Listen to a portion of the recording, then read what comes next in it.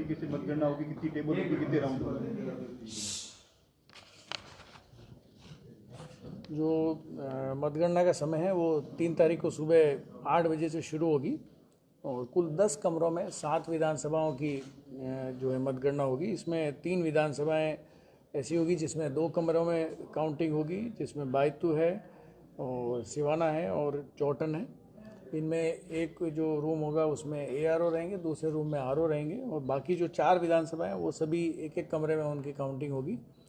हर कमरे में postal ballot के लिए और EVM के लिए अलग से टेबल्स लगाई गई हैं और जहाँ 2 रूम है वहाँ जो ARO का रूम है उसके अंदर सिर्फ EVM की टेबल्स हैं और दूसरे वाले में जहाँ RO बैठे हैं उसमें पोस्टल बैलेट की भी काउंटिंग होगी। हमारे जो टोटल नंबर ऑफ टेबल्स हैं वो 91 टेबल हैं जो EVM की होगी जिसमें काउंटिंग होगी और 33 पोस्टल बैलेट की काउंटिंग के लिए टेबल्स लगाई गई हैं। कुल टेबलों की संख्या 124 है। तो राउंड्स की जहाँ तक बात है तो अधिकतम राउंड, क्योंकि नंबर ऑफ बूथ्स जो है पोलिंग स्टेशन है वो सबसे ज़्यादा शिव में है 406 और इसलिए सबसे अधिक राउंड शिव में हो रहे हैं, 41 राउंड होंगे। बाकी बाड़मेर में 31, बायतू में 20, पचपदरा में 23, सिवाना में 18, गुड़ामलानी में 28 और चौटन में 23। तो अधिकतम राउंड जो है वो 41 है, न्यूनतम राउंड जो है वो 18 राउंड है। और डाक मतपत्रों की भी गणना जो है वो हमारे पास जो कल सुबह 8 बजे के पहले तक जितने डाक मतपत्र प्राप्त हो जाएंगे उन सबको विधानसभा वाइज बांट के और उसकी भी जो टेबल्स हैं वो अधिकतम टेबल 6 हैं और न्यूनतम टेबल 3 है किसी विधानसभा में जो लगाई गई है। सिवाना में सबसे कम 3 टेबल हैं, बाकी 2 जगह 4 हैं और बाकी 6 टेबल्स हैं। इस पे भी काउंटिंग के लिए हम जो राउंड वाइज काउंटिंग 500 का एक लॉट होगा उसमें देकर के इसकी काउंटिंग का काम हम करवाएंगे। सर यहाँ पर कितने कर्मचारी लगेंगे जो काउंटिंग के अंदर? काउंटिंग करने के लिए जो संख्या है वो 405 कर्मचारी हैं, जो चाहे वो माइक्रो ऑब्जर्वर हैं या सुपरवाइज़र हैं या काउंटिंग असिस्टेंट है, इसके रूप में काम करेंगे। इसके अतिरिक्त EVM मशीनों को लाने के लिए RO का खुद का स्टाफ और जो दूसरे असिस्टेंट्स के लिए स्टाफ है वो अलग से होगा। और उसके काउंटिंग सेंटर के भीतर कैंटीन की भी व्यवस्था है ताकि जो लोग अंदर रहेंगे उनको, चाहे वो काउंटिंग एजेंट्स हों और चाहे कर्मचारी हों, सभी के लिए फूड की और उसकी ऑन पेमेंट व्यवस्था अलग से की गई है। और जितने भी जो काउंटिंग एजेंट्स हैं उनको सबको पासेस ROs द्वारा जारी किए जा रहे हैं।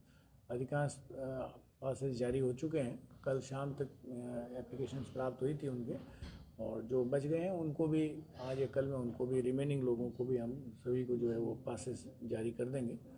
और उनके अलग अलग एंट्री पॉइंट्स भी रखे गए हैं कॉलेज में जो विजिट के समय आपको बताएंगे, जहाँ से कि कहाँ से काउंटिंग एजेंट्स की एंट्री होगी, स्टाफ की अलग से एंट्री होगी और ऐसी कोई जगह नहीं होगी जहाँ से कि कोई आपस में कन्फ्लिक्ट हो या एक दूसरे के कोई परेशानी हो, इस तरह की चीज़ वो नहीं। तो सर इलेक्शन कमीशन के द्वारा कितने अधिकारी तैनात रहेंगे और किस तरीके की व्यवस्था उनके पास? 7 ऑब्जर्वर्स हैं हर विधानसभा वार, जो पर्यवेक्षक हैं जनरल ऑब्जर्वर्स हैं वो हर विधानसभा में एक यहाँ रहेंगे काउंटिंग के दौरान। और उसके अलावा एक ECI से, इलेक्शन कमीशन ऑफ इंडिया से एक विशेष पर्यवेक्षक हैं वो अलग से आ रहे हैं, वो कल यहाँ पर पहुँचेंगे, वो भी उसमें मौजूद रहेंगे और इसका पर्यवेक्षण करेंगे जो मतगणना की जो कार्रवाई होगी उसके अंदर। मोबाइल फ़ोन्स, जैसा पहले भी मैंने बताया, मतगणना केंद्र के भीतर कोई मोबाइल फ़ोन्स अलाउ नहीं होंगे। मीडिया कर्मियों के लिए जो मीडिया रूम है, मीडिया हॉल है, उसमें आप मोबाइल को रख सकते हैं। और उसके अलावा जो हमने मीडिया के लिए अलग से अधिकारी 2 अधिकारी अपॉइंट किए हैं, RS अधिकारी हैं और हमारे डिप्टी डायरेक्टर हैं, वो आपके साथ रह के आपको भी, मीडिया को भी सहयोग करेंगे। और परिणाम जो है वो एनकोर पे लगातार अपडेट किया जाएगा RO के द्वारा। और RO लॉगिन से हमने अलग अलग जो टेलीविज़न है वो लगा दिए हैं मीडिया रूम में, ताकि सभी जगह से वो उसको रिजल्ट को एक साथ अपने अलग अलग कॉन्स्टिट्यूंसी का एक साथ प्रदर्शित हो सके। क्योंकि सर जिला मुख्यालय पे ये काउंटिंग हो रही है 7 विधानसभा की भी, तो पब्लिक यहाँ पर ऑब्वियसली अपने अपने समर्थक यहाँ पर पहुँचेंगे, तो इसको लेकर सुरक्षा व्यवस्था किस तरीके की गई है और कॉलेज तक पहुँचने के लिए कौन से बैरिकेड्स की व्यवस्था की गई है?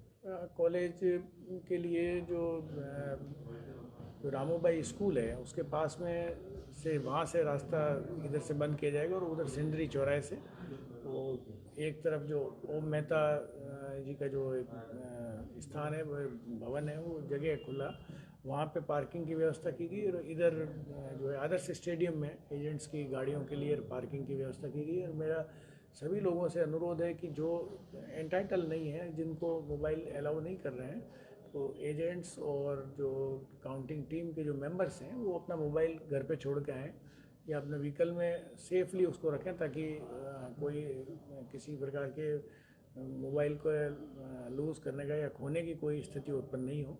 और मैं सभी से सहयोग की अपेक्षा करता हूँ।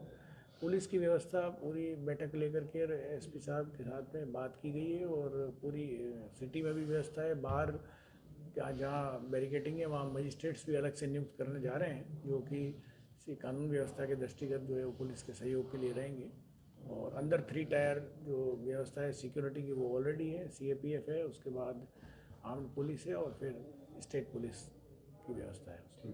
तो सर वीवीपैट की जो पर्चियाँ होगी उसको काउंट किया जाएगा, कितनी वीवीपैट की पर्ची विधानसभा वार किया जाएगा या एक ही किया जाएगा? ये मतगणना का अंतिम फेज़ होता है, जिसमें हर विधानसभा में जो 5 रैंडमली सेलेक्टेड पोलिंग स्टेशन होते हैं, उनके वीवीपैट की मतगणना जो पर्चियों की बाहर निकाल के पर्चियों की गणना की जाती है और उसको कंट्रोल यूनिट की जो डेटा है उससे उसको मैच किया जाता है, उसको देखा जाता है। ये हर एक विधानसभा में 5 का होता है।